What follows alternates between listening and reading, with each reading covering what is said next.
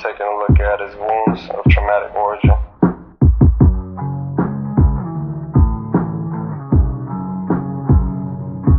So basically the beat came along, I believe the way that it worked out is like I started with these like boom bap types of drums, and I made the beat, I made the drum pattern first, and I kind of just had that on loop or just repeating for several bars. And then I'm pretty sure it was at this point in the album that I was like, you know what, I'm gonna start playing the guitar. Like I'm just gonna have my guitar. I've had this guitar for a minute, just collecting dust. Let me bring this into the mix. So boom, so I just started, freestyling some melodies and some chords and whatnot, and I found something that sounded good, and I just stuck with it, and just, kept it moving, and it just turned into like this crazy vibe, man. It's a slow track. It's very, very moody and emotional, and I don't know, it just has this nostalgic feel to it. So that's pretty much how the beat came along. The way that I approached the writing, I was listening to the beat, and it kind of set me back into this recurring mood that I have, and this recurring thought pattern that I have. Because I feel like most of my life I live it already dreading the inevitable, and pretty much for me, in simple terms, is I miss people before they're gone. So I focus on losing my loved ones. I focus on them dying now, and I don't get to appreciate them while they're living because I'm so afraid of them dying. And I think that's one aspect of the writing. The other aspect of the writing is I blame myself for a lot of bad things that happen in life, and sometimes it feels like I can't help but just watch all the bad things unfold in front of me. And it's like as much as I want to step in and make things better, and I want to make a change, it's like there's a sick part of me that kind of likes seeing things burst into flames and turn chaotic. It's like there's a sick part of me that enjoys that. Pretty much, it's a pretty bad feeling, but it's real, and it's something that I'm trying to overcome.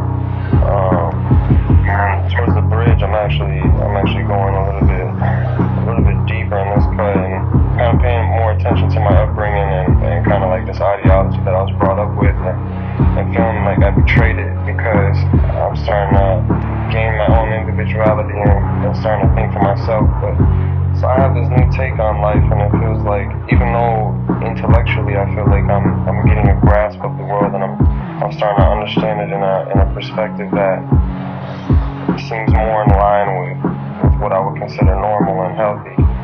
But at the same time, the ideology that I held since I was a child feels like it's being betrayed. And I feel like, sometimes when you feel like you have a new adult ideology and it feels like it's working, but that change, it makes you feel like you're leaving behind the good. It feels like maybe you betrayed yourself in a way. It's sick, because you don't know if you're growing in the right direction, if you're hurting yourself by the new things that you're adopting into your life, the new ideologies that you're adopting and practicing. And you just hope that it's the righteous way. But I think slowly I'm starting to learn, what's righteous is gonna be apparent, and you don't gotta question it. And that's the voice of reason that you gotta listen to. That's the feeling you gotta listen to. More importantly, you ain't gonna hear it. You're gonna know. You're gonna feel it. And I feel like that's, at the time when I wrote this song, I was going through something serious. At the time, I was still in that transitional phase, the transitional part, trying to figure it out. So yeah, this record's a great depiction of me, probably in my darkest moments, a good representation of my darkest moments, my darkest ideology, and me kind of transforming out of it, or at least the early stages of it. I think my favorite part of the record, it's called record's fire. I think immediately, it's like the first verse is incredible because as soon as it comes in, it's such an emotional and vulnerable first verse. Shoot, every time I hear it, I get the chills because I'm like, this is real. It feels amazing to finally hear it in record and spoken, in words instead of just being locked up in my head, and that's something that I feel on a day-to-day basis. And finally hearing it in record, it kind of materializes, and you're able to look at it and make adjustments to your life, according to what you say on record. I look at records that I make sometimes, and I realize, like, damn, I was going through something, and even though I was going through something, and I'm working to become a healthier person and choose the mentality and the perspective that I want to have, I'm fortunate enough to look back and notice, progression. And I hope that a lot of people can listen to this and maybe find some similarities and some common ground, and know that there's a way that you can work your way out of that struggle. There's a way to work your way out of the song title is Wounds of Traumatic Origin, so there's a way to make your life better and fix your perspective and find a better way for yourself. And I feel like that couldn't have been a more appropriate title for the record, Wounds of Traumatic Origin. That title really sums up the record well.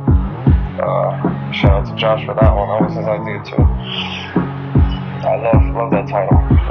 So yeah, I say my favorite part of that record would be just the overall delivery of it, and then the screaming that comes into the hook, just painful. It's just a painful cry, kind of like a cry for help. It's like I'm yelling to myself. It's like I try to clean it up. I tried my hardest to clean it up in my head, but it's like I couldn't even figure out what I was trying to clean up. I was just dealing with all this chaos that was in my mind, and it's like you're trying to organize all these thoughts, but you don't even know where they're coming from. You don't know how to decipher like what's just a passing thought in your head and what's really you. So that kind of goes over that portion of it. So the overall vibe, I'd say for me it was kind of a low vibe, but it was also a self-reflective vibe. I feel like there was a lot to be learned from it for me, and I think for the audience too. Everyone listening to it, they could see that it's normal to feel that way. It's normal to see the world in a light and feel like, damn, life ain't always peachy. It's not always the ABCs that you were taught that it would be.